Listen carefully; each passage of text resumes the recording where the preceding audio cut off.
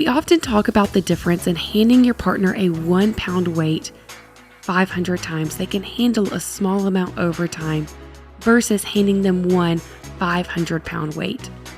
But there are also times in a relationship where we feel like we're handing our partner a 1 pound weight, but it feels like it weighs 250 pounds to them. This is called the multiplier. And on today's episode, we are having Julie and Roy, who are connection coders based in Texas, coming and sharing with us their experience of what that 1 pound weight can feel like and how it is multiplying for their partner. This is an in-session episode, and we are so grateful to have Roy and Julie on with us. So welcome to the Connection Codes podcast. This is the podcast where we break open our emotions that take us from being disconnected to connected in our relationships and with ourselves. I am your host, Tier Wages, and joining me is marriage and family therapist, clinical sexologist, Dr. Glenn Hill, and his incredible wife, Phyllis. And together, they have founded the Connection Codes, which is the guide to human connection. And we're so glad you're here. Hello, world. Hi, friends. Wow. Well, this is an exciting day for us. We love it when we can have friends join us on the podcast. And so we welcome Roy and Julie from Texas and just love their story, their journey with the Connection Codes. And so welcome, Roy and Julie. Glad to be here. So let's start by you guys telling us a little bit about just who you are and then how you came into your Connection Codes journey. Well, we have been married, almost 35 years, be 35 years this August, live in Texas. I guess it was fall of 21, somewhere in there. I was listening to a podcast of someone else, and he just casually in passing mentioned Connection Codes, I think twice. And it's like the Holy Spirit hit me with a big stick upside the head. And so I got on, bought the master class, watched part of it, thought this is crazy, amazing. How did I not know this for the first 50 something years of my life? And then later shared it with Julie, and she watched it, and we've watched it with our kids. We've given it away to, I think we're somewhere in the neighborhood of 130 books given away, 25 courses, and 30 or 40 of the Sex and Marriage is Not Okay books. So we are firm believers, and the process works for everyone in the world except Roy and Julie. You're very, very special people. Well, we do love just, even the fact that you have shared it with so many people and, but I also love just the fact that we're all on a journey, right? And that we've done things a certain way for many, many years. And there's a lot of trauma in a lot of our relationships. And there's a lot of things that we're trying to change and undo. And, I think it is important for people to know, even we try to emphasize that often, that we haven't arrived and that the tools, if we use them, they work. If we don't use them, we just derail each other. And that is a painful experience. So totally relate to just even that, Roy, as far as what you said. So Julie, do you want to add anything to just who you guys are or how you got involved in the Connection Codes? I'll add, Roy shared it with me, and he did the foundations course, and then I did the foundations course, and then we did it with our children. You mentioned children. Do you have children? Did we not mention this? We have 10 children and 5 beautiful granddaughters. And so just joy for me as far as introducing this to them at such a young age. I have told Roy recently that I feel so much like a toddler, and one day I get it and the next day I don't. But I know theoretically that the research is proven, your teaching is proven, and I guess I get a lot of sad and pain when we miss it. And when it seems like when we share our emotions, giving the 1 pound weight, it seems like for both of us, many times the other person gets hit with shame.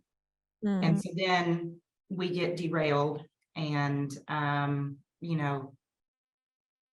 but all at the same time, I go back to knowing, keep getting up and keep walking again, keep taking the step again and again and again.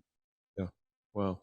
Yeah, I love that, even that imagery of getting back up. If you said to it, not that they would grasp it, but if you said to a little kid, an infant, that you're going to fall down X number of times, they'd be like, well, forget it. I'm just never going to start walking. It sounds exhausting and painful and embarrassing. So no, I'll just sit here in my my little car seat the rest of my life. But that's what they do, and they're going to fall down literally hundreds and hundreds of times. And we actually, of course, you have 10 children, so you've done this. We actually almost celebrate, when they take that first step and then they fall, and we're just like cheering them on, like, "Oh my gosh, you did it!" It's like, no, they didn't. They fell. Well, yeah, but that was part of the process. And we've spent a fair amount of time with the two of you. As we always try to say, we're pilgrims on the journey. We're a little further down the trail than some, but when we miss, and we don't get a free pass, which I feel like we should, because we wrote a book about this. Dang it. But we don't. It's just true. And you can never get a nail into a board with a toothbrush. You just can't. And it doesn't matter who you are, how old you are. And that's just as true for us as anybody else. So I get it. Your experience is your experience. Your pain is your pain. And when you're in it, it's like, oh my gosh, as Roy said, works for everybody except Roy and Julie.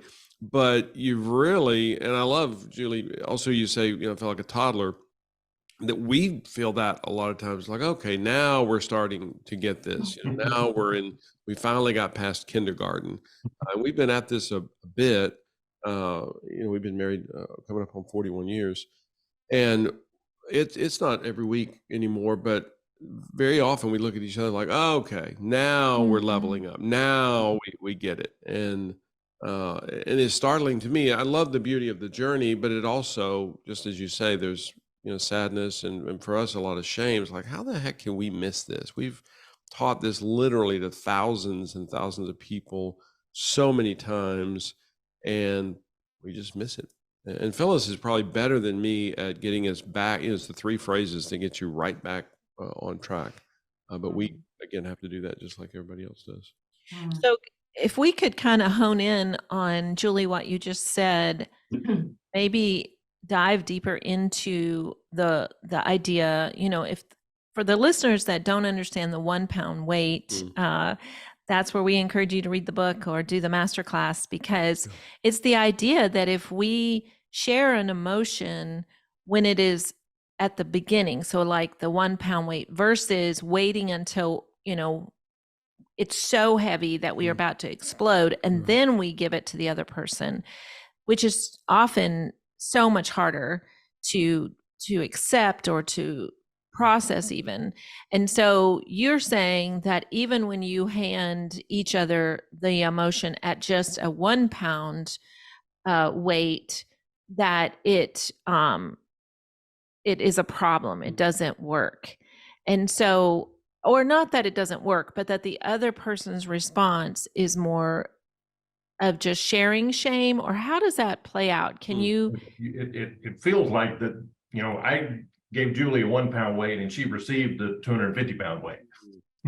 It hits her way harder than I ever intended it to, which then, I feel shame because I hurt her, because I don't want to hurt her. I love her. And so, well, maybe if I share less, that will work better, but I know in my brain that it won't. And, all these emotions I didn't know I had 2 years ago, now I know they're there and I feel like I'm supposed to process them, but sometimes she's not as safe as I would like her to be, and vice versa. Yeah. Wow. Yeah, that was we got a lot of traction whenever Phyllis, and I don't love the sound of this phrase, but when Phyllis learned to care less, and I don't mean that she cared less about me, but she's mostly, and this is very much vice versa and reciprocal, although I think she does it better than I do. She gets that I'm just experiencing what I'm experiencing. And if I felt hurt by what she said, I just did. And it quite possibly has nothing to do with Phyllis, even though it's all about Phyllis. And we're not blaming her that I felt pain. I just felt pain. And it's remarkable. We live pretty fast, and Phyllis is an incredibly, I call it, her maiden name is NATO. I call her the tornado. So it's real easy for her just to go really fast. Well, I end up being wounded in that process. And it's not her fault that happens. It's not because she's bad or wrong or evil. That's just what happened. The trick is if I tell her at the very beginning, again, referencing the 1 pound weight, I just go, oh, I felt some pain in that. And we literally, most of the time, get that down to about 10, 15 seconds, which, as I always say, startles me that that's even possible, because that used to be a 3-week. Mm. Right. Well, and often, I mean, just another way of saying the same thing is, whatever Julie's processing something with me, well, I get flooded, I get hit with fear, shame, sadness, whatever. And then, I become a dumber version of myself. And so then I lose my curiosity to figure out what's going on with her because I'm flooded. And so then I can't do the next steps. I don't want to know what's happening. I don't want to know anything else. I'm done. Yeah. And she's become a pain source in your psyche. And so we move away from pain. Yeah. I get that. So if you break it down a little more, so I think what I understood is like Julie hands you what she thinks is a 1 pound weight as far as emotion, but then you hear it as a 250 pound emotion. Can you explain that a little better, what that looks like for you? Well, I don't know. I know, well, the other direction I know better, that I feel like I'm processing something right at the beginning. I let out just a little of it, and it hits her. I look at her like, why are you acting like that? I just gave you a 1 pound weight. Why are you on the floor? And so I don't know, when she does it to me, she started with a 250 pound weight. But when I do it to her, I started with a 1 pound and she received 250 or 300 or whatever. I don't know. But it's just weird. You just look at him like, wait, why are you triggered? Why are you flooded? I just said this little bitty emotion I was feeling. Yeah. Well, and that's the reason that, we say to people facetiously, go to Amazon.com, get an extra large box of ooze, because if nothing else, the ooh buys you time, and whichever one of you it is. But, for Julie, just to literally for an extra 5, 10, 15 seconds to be able to ooh him, but also ooh herself, literally to be able to go, oh, wow. Okay. I hear you. Well, all right, let me catch up here. This will take a second. Okay. And literally you're just oohing the whole time. That's why we say there's several dozen versions of the ooh. It's just something audible, because if Julie just stared at him for 15 seconds straight, Roy might run out of the room and be like, I can't be in the same room as this human. She's vicious and awful and still face or whatever. Whereas if she's going, okay, hold on, babe, it's going to take me, got to catch up here. I'm a little lost. It'll just take me a few seconds. And she's just being audible the whole time. And then the ooh leads her right back into the 3 phrases where she goes, okay, so hold on. So what happened for you? I think I might have missed something here. Help me get what happened for you, because I'm a little lost. And now they're at least getting back on track. I don't believe in magic fairy dust, but at least they're getting back into the groove and figuring out what happened for Roy in a manageable way. And another thing, one of the rules of the wheel is that it's very concise. That's the reason it's designed to take 2 minutes per person, is so that Roy can just tell her in 1 or 2 sentences, not several paragraphs. And I'm a specialist in several paragraphs. And Phyllis gets lost after 3 sentences. And I've still got 25 more minutes of explanation for it. Forget it. As far as I know, there's not a human on the planet. And that doesn't mean we don't talk a lot. We do. We love doing road trips. We're literally a 5-hour road trip. We talk the whole time and we laugh at ourselves like, what do we have left to talk about? We've been together for almost 45 years. What is there? But we do. We love being together, love talking. But as far as processing the emotion, processing, a pain point, especially a shame point, a fear point, we do that in 1 or 2 sentences. Often I think just in acknowledging, I know for us, there's a lot of trauma in our story. And so it's like when Glenn shares or I share an emotion, especially if it's a hurt that involves the other. If I'm just sharing that, I'm sad today because the sun isn't shining, Glenn is pretty great at just oohing that. Like he's, and vice versa. But when it's a specific, thing, like, I feel hurt that you interrupted me, it's like it triggers a lot of past woundings. Right. And so I believe that's why, to the person sharing, it feels like a 1 pound weight, where the person hearing it, it feels like So multiplier. 250 pounds. Makes sense, because it's the years of wounding. It's the years Right.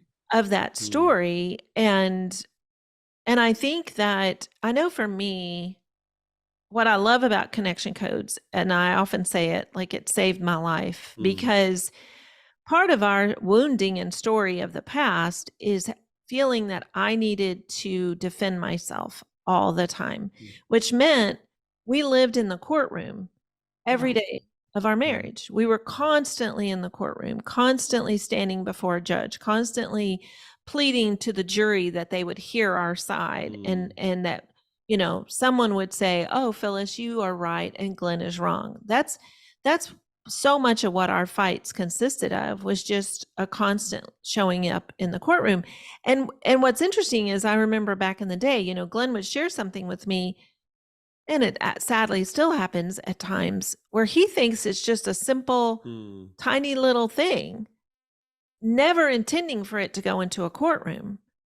And then my reaction will take it into a courtroom, and Glenn will just stand there like, I didn't think we were doing a courtroom today. Like, he seems almost bewildered.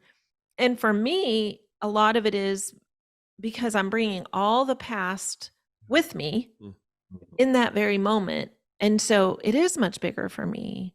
And what, you know, what we are trying to do is use the tools in that moment in such a huge way. Yeah. And not get derailed in those moments, right? And it's like, okay, I get that the reaction doesn't seem warranted, but I bet the other is pulling in a whole lot of pain from the past. Yeah. And so for us to just understand that about each other, to go, okay, I need to make space for that, and to find out what's happening for the other, and to find out what they heard. Because I know sometimes even the way Glenn and I communicate goes back to, what did you just hear me say? Right. Because sometimes what I communicated and what Glenn hears are two different things. Did you say sometimes? But then that can be shame inducing real easily. Well, I perfectly logical English words. Why did you not understood what I said? Even if I didn't say that, but she heard me say that, when, like, wait, I said this. How did you understand that? Yeah. Yeah. And that's because every human is unique. We're very different people. Right. Julie experiences things very differently than Roy, and vice versa.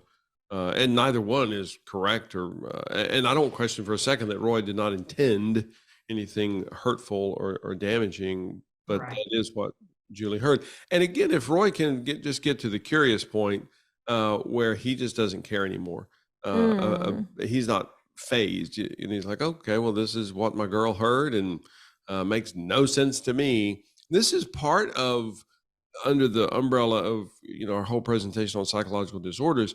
Julie's psyche got disordered, and it's not because she needs to be in an institution or on medication. Her nervous system got dysregulated. It just did. And then her psyche got disordered, and now she, quote unquote, has a psychological disorder, which I don't use those terms very much. But in reality, that's just what's happening for her in the moment. And as we've gotten better and better at partnering with each other on behalf of the couple, you know, we are guardians together of our coupleship, of our relationship. So we've gotten curious, and I'm just more and more fascinated. I mean, Phyllis and I are very intelligent, very talented, gifted people, and we're dumb as bricks. I mean, it is just amazing when we're watching us, to go, wait, that's not even possible that just happened with those two. What are they, 3 years old or something? Well, it's just true. That's just what happened. You know, Roy, as you said, our limbic system gets flooded. We're dumber versions of ourselves. And then we don't operate like intelligent, talented people. We operated very, you know, less intelligent. So, and when we recognize that more and more. So then Julie, would that be doable for you to help? And it's true for both of you, but for you to help slow these two down. And again, out of curiosity, go, wait, what just happened for this couple, babe? Let's figure out what happened. And you're the Connection Codes coach for possessions. You're literally just watching this couple and observing and coaching them on how to connect. Would that be doable for you? Yes, and I think I've heard you say that before. So as I heard you say, you talking about dragging out the ooh, just taking some time to get your breath. It was a aha moment of, I've heard this before. I need to make sure that in those heated moments where I feel like I'm catching a 250-pound weight, that I drag the ooh out to catch my breath, to stay curious. And so I have joy in practicing that, because I know that, like, I know there are times where we are connection coding well. And then those other ones, whew, they just do a number on you, where we end up having the discussion. Roy says, well, it's going to work for everybody except Roy and Julie. And I'm like, sad. But like you said, just to draw that out, to stay curious, for this couple to win. Yeah.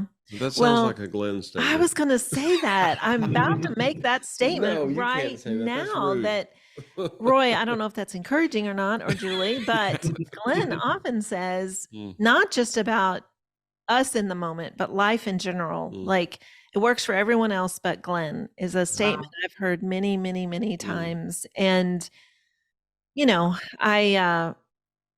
I get that in this. I don't get that. I use that phrase a lot. I hear that when he says it. And I learned a long time ago that it's not even a time for me to argue to try to prove him wrong, in the sense of, but babe, no, you're the best and you're the greatest and look at all the success. That didn't work. And so if I can just make space or room for that, for his experience in that, it goes so much better. And, I think it's interesting. I thought about this a few minutes ago when we first started talking, that, and I wrote this down actually yesterday. The idea, and we're going to do a whole podcast on it soon, is for me, I've shared several times recently about the sadness that I was drowning in when my mom was dying. And this was when Glenn was doing all the research for connection codes. So I didn't know connection codes yet. Glenn was researching it, learning it, and using it in his private practice, but it really hadn't come into my world yet. And, many of you know my story, just that, my body began shutting down, and I had to, for the first time, deal with emotions. Because at this point, and I was 50, I stood by the fact that I did not do emotions. I always would say, Glenn has enough for both of us. I don't do emotions. I didn't understand the science. So Glenn was, at that moment, began helping me and testing the ground with just what I was experiencing. But it was probably a few years later before I realized that part of my resistance to being sad was my body's memory of when my dad died when I was 25. Yeah. So my mom died how many years later? At least, 25 years later, because I was around 50 when my mom died. And so I didn't realize how much my body was traumatized over my dad's death at 25, when I was 25. And so the idea of me going back into that level of grief at 50, I'm like, no way, I'm not doing it. I am not doing that sad. So I'm not doing sad at all. And so I was fighting just my natural body's desire to grieve, but my body was also fighting to not want to Right. go back into that really dark place. Well, and with your business at the time, I mean, Phyllis is a really intelligent person, and her psyche is going, you don't have time Right. to be sad, because when her dad passed away, she cried every day for a year. Yeah. I mean, she was I mean, I so barely overwhelmed. Yeah, functioned. there were days that, I mean, she could Barely just, get out of yeah, bed. and we had babies, and she kept them Mhm. alive, which is amazing. So, but her psyche just goes, what? Well, no, I don't have time to be Mm-mm. sad. Are you kidding me? I'm running a Mhm. business that just quadrupled literally in one quarter. So nope, not an option. And again, she's not thinking all of that cognizantly. It's Right. just what's happening in her psyche. So not only was there the pain of sadness, and we're coded to edge away, to move away from pain, but then you multiply it because she also has that memory for her. Right. And so I Makes just sense. think sometimes even in our marriage, that your body remembers the past traumas that you guys have gone through. And so again, we're kind of just now starting to talk about this idea as far as your body's resistance, and I think that may be even where the weight difference comes in, which I actually really like that analogy, Right, yeah. Roy, that you started with. I don't realize if you know how brilliant that was, but just the idea, I think that, the other may think, oh, I'm just handing you a 1 pound weight. But the other person's experience is that it's actually a Right. 250 pound weight. And a lot of that is based on your trauma, your past, and it doesn't even necessarily have to be with the person who's handing you that 1 pound weight. Your reaction may be from a past experience that doesn't even involve that person. But it is, to me, it goes back to tuning into yourself. It's like asking yourself, what is happening with me right now? And to get curious about that. And, for me, just sharing about the situation with my mom, it was years after she died that I kept getting back to that. It was like I wasn't settled. I didn't grieve well when my mom died. And so it just kept coming back up for me and coming back up for me. And so it was a few years later before I really was able to pull that together for myself and realize I was resisting because of the memory of my dad's death. And so that made so much sense for me and to me. And I've, been able to do so much better with that and understand that Right. better. And I think that, for you guys is there is so much merit. You guys have been together a long time. And I think even the different moments in your marriage where you have had wounding of each other. And so that is still in there. Recently someone was on and asked us the question, well, what about forgiveness? And I thought, man, yeah, let's break that down a little, because I think we think in a sense that that's a magic pill. If you just forgive me, then this should not ever hurt again. And that's just not the reality of how our body stores emotion. And so, when it fires in our brain, when that pain fires in our brain, we have to acknowledge it and we have to process it. Yeah. I just had a semi-brilliant thought, possibly. Okay. Because, and we've probably done it before, but I don't know that I've ever said it this way. But it might, and this could be vice versa, but Roy, in that moment, for you to ask Julie, babe, what just happened for you? Did something get multiplied? Because it did. You handed her a 1 pound weight, and you are 100% clear that, this will be easy, simple. I just handed her a 1 pound weight, no problem. She'll just set it over there. But it got multiplied. And Roy doesn't know that, because Roy's like, what? No, that was it was a 1 pound weight when Roy delivered it. But when Julie received it and processed it, it's multiplied by the past, by trauma, by, so many things that have happened. So isn't that simple? Yeah, I actually really, really like that. Well, I'm glad he's giving you that tool, but I know I'm already hearing it that it's a tool that we need to use. Is that why you were I bringing was up? just talking about Roy and Julie. They're a special case. They're different. Because Uh, I do think that's really Yeah. powerful. That really, I'm serious. You guys can tune out for a minute because we're just talking. But it would help so much whenever I say something and to see your reaction for me to realize, oh, okay, something got multiplied. And this, some vice versa. But, the other day, the perfect example. I don't remember what it was we were doing, but Phyllis and I, we both had busy days and we hadn't even seen each other. And I saw her, I don't know what, 5 o'clock in the afternoon. I said something like, wow, what's happening with you? Because I haven't talked to you all day. And she goes, well, I had a busy morning and you had a busy afternoon. Well, what I heard her saying was, you didn't do squat this morning. You probably watched soap operas and ate bonbons and, probably slept till 10, and then just watched, binge watched something.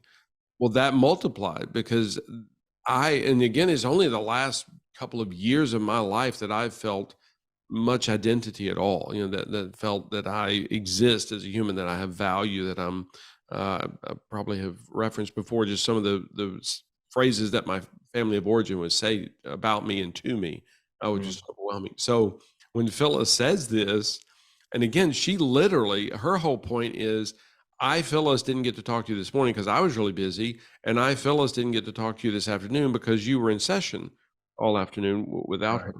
So that was her whole point. But what I heard her say was an insult, what was basically an attack because it got multiplied, which she doesn't know that. She's like, wait, what? I literally stated a fact. I, Phyllis, was busy this morning, therefore didn't have an opportunity to talk with Glenn. I, Phyllis, didn't get to talk to Glenn this afternoon because Glenn was busy. And it had nothing to do with anything else. But what I heard her saying was I didn't do anything that morning.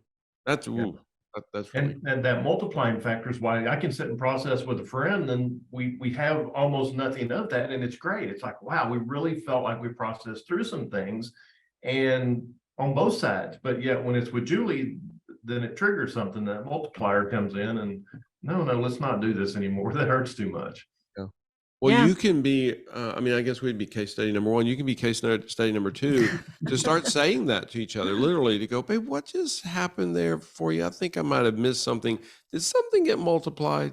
Because I'm missing it. I'm lost because I thought all I said was this 1 pound weight thing. And it sounds like you received a lot more. Right. And then for Julie to ooh herself and go, oh, wow, let's see.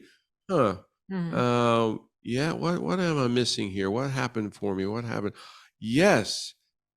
What happened for me was a lot of, pain, shame, because I felt very insulted by what you said. I felt very demeaned. I felt put down. I lost identity. If I got it right, you're telling me that I'm a pathetic loser or whatever it is that's happening. And if Roy can stay curious and be like, wait, what? What else did I miss? Because, dude, you missed it, not because you're dumb. It's because you don't see the multiplier that's happening in her psyche. Right. Wow. This can be good. That's I good. Like this. Yeah. It's really good. Well, our time together, of course, is going to always fly by, already has. And we would love, though, for you guys to kind of give each maybe a takeaway from the connection codes that you would have, that you would share just over the time that you guys have been part of the connection codes family. You first. Okay. I would say that connection codes has taught me about my emotions because I think I grew up learning don't wear your feelings on your sleeves. So I didn't even really know what they were. And the ones that I did understand, I had a lot of fear, had a ton of fear of anger. I thought it was bad, thought it was wrong. So I think I somewhere at a very young age decided that, nope, don't do anger because it's only bad and destructive. So I relate a lot with you, Phyllis, especially like whenever you talked about when Jesus turned over the tables and whipped the people, get out of my temple. I was like, maybe something's wrong with that story. That one maybe not, it's a little too harsh. It shouldn't be in By the there. way, tidbit there, Phyllis, when one of the gospels, it says Jesus went and made a whip. This was not an instant Mhm. reaction. He went and made a whip. This was primary anger that went and made a whip before it came back and ran him out of the temple, by the way. Yeah. And I don't know if you've heard us talk about that, but Jesus went to the temple on Friday, the day before, and it says he looked around and then left. And this is my interpretation. I'm convinced he did that not wanting to just react and respond, which would be secondary anger. And it says he went away and prayed. He comes back the next day, which I get it. It was the Sabbath. There'd be a lot more people there. But I'm convinced that he did that because he's like, I'm really triggered by this. Let me go contemplate this a bit. And then he came back the next day on purpose, just like you say, Roy, you actually went on purpose. This was not a, oh my gosh, I'm so upset. This was very focused. So we interrupted you, Julie. Keep going. That's all right. Basically, just recognizing my emotions and sharing that with our family. I had an opportunity to, and y'all blessed us abundantly at a retreat, shared connection codes with about 100 women, and just listening to their feedback.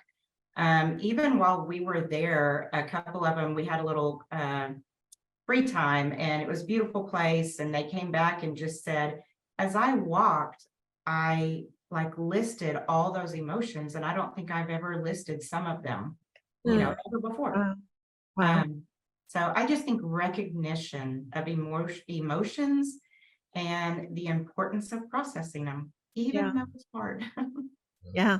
Wow. Love that. Wow. I guess for me, well, first it's the simplicity of it. I mean, there's 8 words and 3 phrases. I mean, literally with just that, you can start the process. Yep. But yet it's also a framework and a lens that helps you to understand other things. I mean, I read a book on shame recently, and if I'd read it 2 years ago, I would have gotten a lot less out of it. I was able to see how it impacts me, and how even if I'm feeling shame and I say something to Julie, that shame is conveyed in that to her, and she feels shame. Well, I never intended for her to feel shame, but I was feeling shame when I said it. And just that framework helps us to understand it, seeing it through the connection codes. And then the whole process of that emotions are God-given. They're supposed to be with us for 19 seconds or a minute, or maybe 5 or 10 minutes. That's good. That's healthy. They're just like, what, you knucklehead, do something different next time. It's positive. But if there's still that same emotion is still there hanging on 10 years later, it's destructive. Yeah. And frequently that happens with everyone. Wow.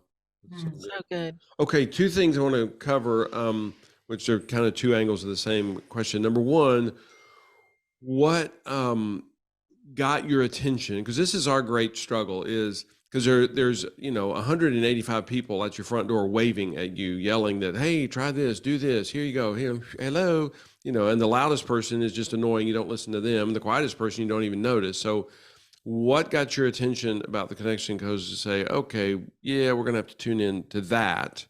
And then the other side of it is, what would you want people, the biggest message that you would want people to have today, just to present to them as far as the connection codes? Answer them in reverse order. Okay, that's fine. I mean, the thing is, keep doing it. And if you feel like it will work for everybody but you, we all feel that way. That's okay. And if you keep doing it, and we may be, I don't know how far, I mean, whatever, we're 1.5 years or so in. I don't know if we're 10% of where we need to be, or 20%, and we'll never get there. So that's okay. It's how it can be this simple and this horrible both at the same time. I don't know, but I know so much that it works. And sometimes I see it, but I know it even when I don't see it. Wow. So the other part, I don't know. I think that was one of just intuitively that I saw some things that had been a gap mentally when I looked at it, I'm like, no, it's people, the church particularly has tried to explain this away. Well, don't follow your emotions. Well, you can't live by them. We all know people that have, and that doesn't work well either. So, but it's the balance of that, make it work in a healthy way, to take something God gave you to be temporary and use it to be temporary and not permanent. Wow. Yeah. Yeah. So good. So good. So what about for you, Julie? I think that theoretically, it all makes so much sense. You've done phenomenal research, and I love listening or reading about what happens neurologically, what happens to our body, physically, whenever we just keep those emotions inside. And so that was very fascinating to me. And I wanted to try this out because I knew that, I mean, at the time, Roy and I had really been struggling on some stuff that had happened like 10 years ago. And I was like, what, why do we have, we have to try this. And the one other thing, I don't know how relevant this is. I shared it with a friend. I shared connection codes with a friend, and she said, Jesus said, I am coming back for a spotless church. And she said, could it be those unprocessed emotions are the spots that we carry around? We need everybody to know how to be spotless and to live the way they were created to live. And so I kind of hung on to that for a long, long time. And I think for all of us to be spotless and to process those emotions is a big deal. Wow. Yeah, that's a great spot to end on. And just thinking about how God created us and the fact that this is in our brain, no matter what country we're from, no matter where we live, what the family of origin we have, it's like we all have these emotions that we were created with. And it's like, wow, I know for me, I didn't know that till I was 50. And to go, okay, so this is for my good. These are my guides. These are my messengers, and I've not listened to them at all. And so that's a big shift. And, I think part of what the struggle is, the older we are, is that that's difficult. When you've lived a certain way your whole entire life, then you make this shift. It's pretty big. So that's, to me, the hope for all of us that are older is to realize, this takes a minute because we've done it a different way our whole entire lives. And so the change, to give ourselves a lot of grace and patience, that we want to tune in, we want to be aware, and I love that we want to be spotless, which means process those emotions and get them as our messengers and our friend and our guide. So, well, every podcast we end by doing the wheel. So we were hoping so much that Roy and Julie, you would do the wheel for us today. Can I play Tierra? I don't have one here, so we can't do it.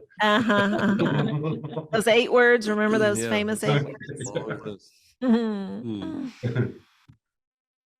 Well, I what's a fear for doing it? That's what. I get that. Yeah, the fear from when y'all ask us and stuff. And then I had a friend, I texted the fear I was feeling. He said, "Oh, I have lots of joy for you going on there." Former friend, I should say, but wow.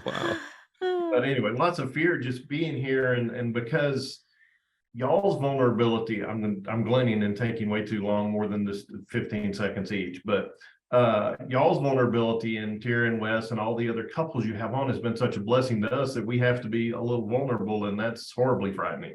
And so anyway, that's a lot of fear with that. Joy that maybe we can say something in a different way that hits someone, or someone's dealing with something that helps, so we can help them through that. Wow. Sad, guilt, shame that we have missed on it. I have missed on it so often for 56 years. I mean, before her, but obviously with her, it's been a lot more intense and painful. And then so often I didn't have a clue that I was doing that she felt that way. And so, lonely with that, just lonely that we have not been very connected for a long time because we didn't know how. Mm-hmm.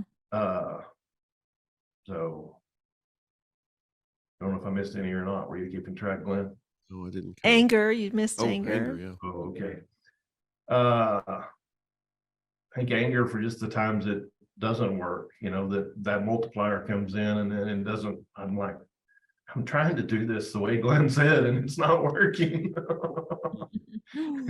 But yet anger, because there's an interrupter there. There's that multiplier that's making it not work. And to be angry at the multiplier, not Julie, is, maybe, I don't know.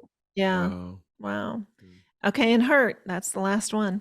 Oh, it hurt. Well, hurt just the times I've done it wrong and I've caused her hurt and the hurt I feel when I see her trying something, and that's the hurt I feel when she comes to me and I sense fear as she's trying to do this. And just the hurt because there's those years of trauma that caused her to come to me in fear. It's a reasonable response, but that hurt for that happens a lot. Wow. Thank you, Roy. I've said to you before that there are very few men, you just are in an upper echelon of men in this culture that can literally just do what you just did. It's amazing. So thank you. So true. For sharing Yeah. that. Julie? All right. Well, a ton of joy / fear whenever y'all asked us to be on the podcast. Just a lot of joy that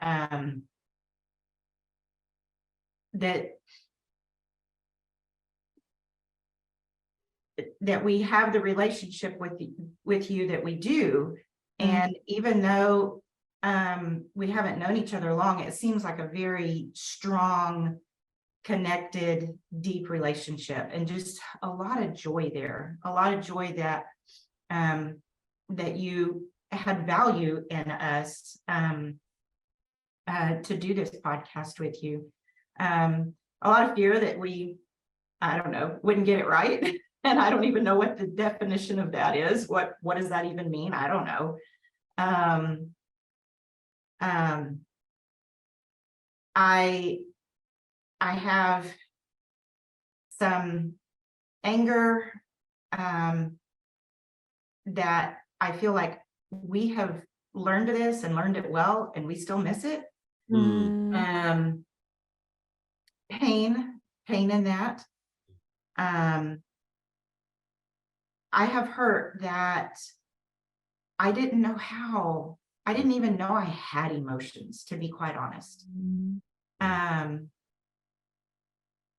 So hurt that at the age of 56, I learned I had emotions and I needed to process them. And I guess some hurt and pain that I stumble off in and feel like a toddler.